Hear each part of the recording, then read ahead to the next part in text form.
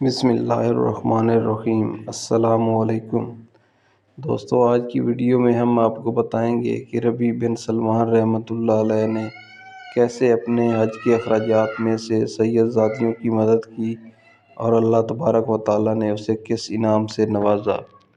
دوستو، ویڈیو میں آگے بڑھنے سے پہلے آپ سے درخواست ہے کہ ہمارے چینل کو سبسکرائب کر دیں اور بیل آئیکن کو پریس کر دیں تاکہ مزید ایسی اچھی ویڈیوز آپ تک پہنچتی رہیں، اور اگر یہ ویڈیو اچھی لگے تو اسے لائک کر دیں اور اپنے دوستوں تک پہنچا دیں۔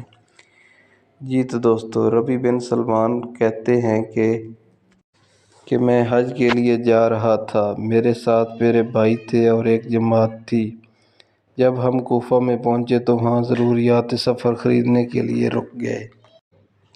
وہاں میں نے ایک ویران جگہ پر خچر مرے ہوئے دیکھا اور خچر کے پاس ایک عورت بیٹھی تھی جس کے کپڑے بہت بدحال تھے اور وہ اس خچر کا گوشت کاٹ کاٹ کر زنبیل میں ڈال رہی تھی۔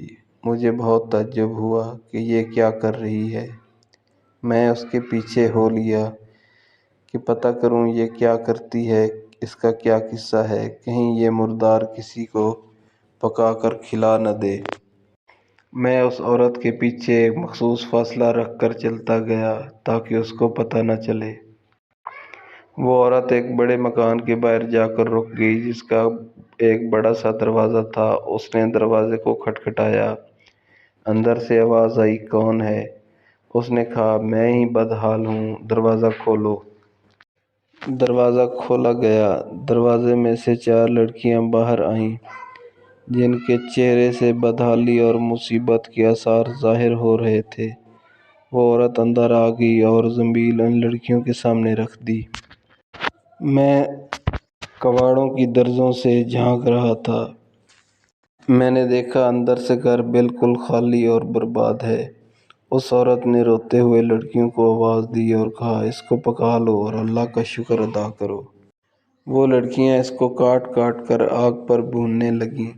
میں نے ان کو آواز دی، اے اللہ کی بندی، اللہ کے واسطے اس کو نہ کھا۔ وہ کہنے لگی، تو کون ہے؟ میں نے کہا، میں ایک پردیسی ہوں۔ اس نے کہا، اے پردیسی، تو ہم سے کیا چاہتا ہے؟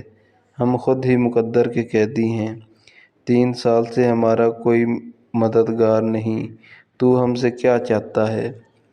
میں نے کہا، مجوسیوں کے ایک فرقہ کے علاوہ مردار کا کھانا کسی مذہب میں جائز نہیں۔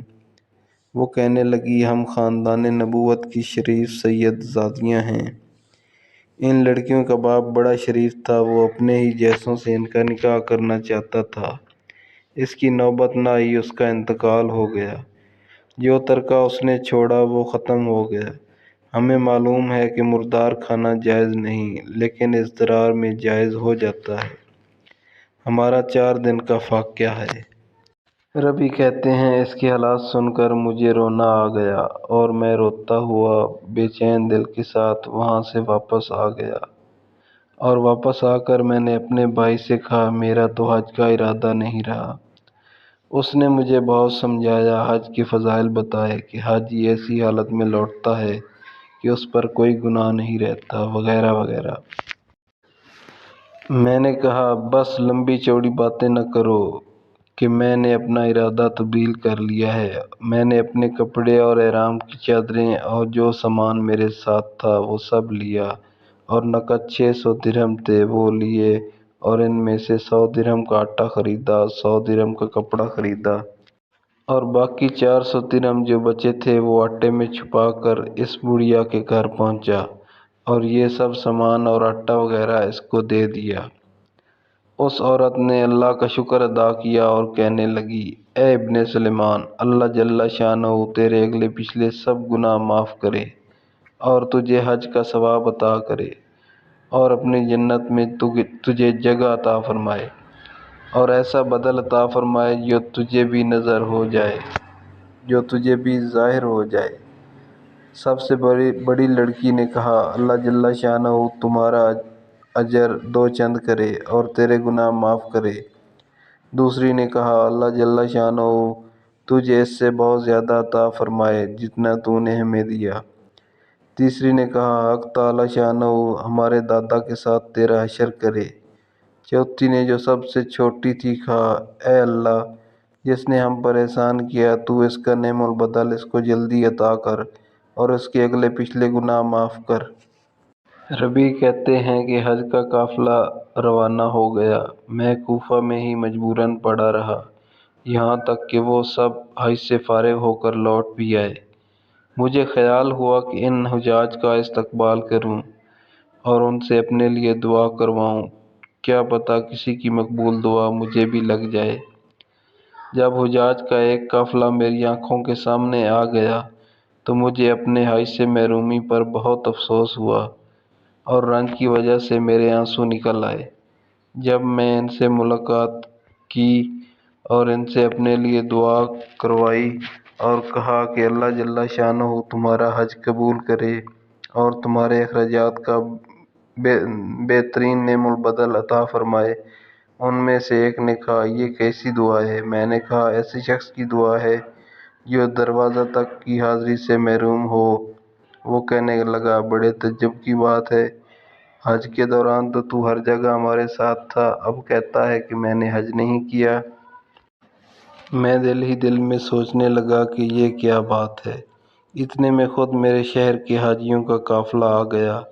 میں نے آگے بڑھ کر ان کا استقبال کیا اور کہا کہ اللہ تعالیٰ تمہاری صحیح مشکور فرمائے، تمہارا حج قبول فرمائے۔ وہ بھی یہی کہنے لگے تو ہمارے ساتھ تھا، حج کے تمام ارکان ادا کرنے میں تو ہمارے ساتھ ساتھ تھا۔ ایک شخص آگے بڑھا اور کہنے لگا بھائی اب انکار کیوں کرتے ہو؟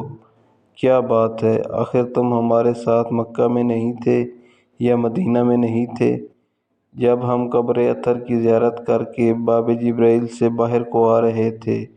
اس وقت رش کی کثرت کی وجہ سے تم نے یہ تھیلی میرے پاس امانت رکھوائی تھی جس کی مہر پر لکھا تھا جو ہم سے معاملہ کرتا ہے نفع کرتا ہے، جو ہم سے معاملہ کرتا ہے نفع کماتا ہے۔ یہ تمہاری تھیلی واپس ہے۔ ربیع کہتے ہیں کہ اللہ کی قسم اس تھیلی کو میں نے اس سے پہلے کبھی نہیں دیکھا تھا۔ اس کو لے کر گھر واپس آیا، عشاء کی نماز پڑھی، اپنا وظیفہ پورا کیا اور اسی سوچ میں جاگتا رہا کہ آخر یہ قصہ کیا ہے۔ اسی میں میری آنکھ لگ گئی تو میں نے حضور اقدس صلی اللہ علیہ وآلہ وسلم کی خواب میں زیارت کی۔ میں نے حضور صلی اللہ علیہ وآلہ وسلم کو سلام کیا اور ہاتھ چومے۔ حضور نے تبسم فرماتے ہوئے سلام کا جواب دیا اور ارشاد فرمایا اے ربیع آخر ہم کتنے گواہ اس پر قائم کریں کہ تو نے حج کیا ہے، تو مانتا ہی نہیں۔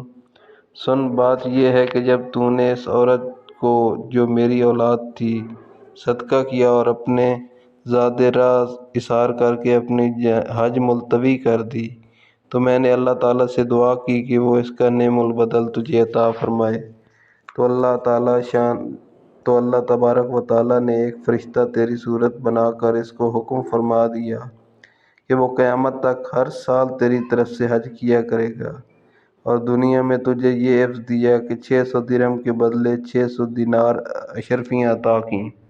تو اپنی آنکھ کو ٹھنڈی رکھ۔ پھر حضور بھی یہی الفاظ ارشاد فرمائے کہ جو ہم سے معاملہ کرتا ہے نفع کماتا ہے۔ ربیع کہتے ہیں کہ جب میں صبح سو کر اٹھا تو اس تھیلی کو کھولا، اس میں 600 اشرفیاں تھیں۔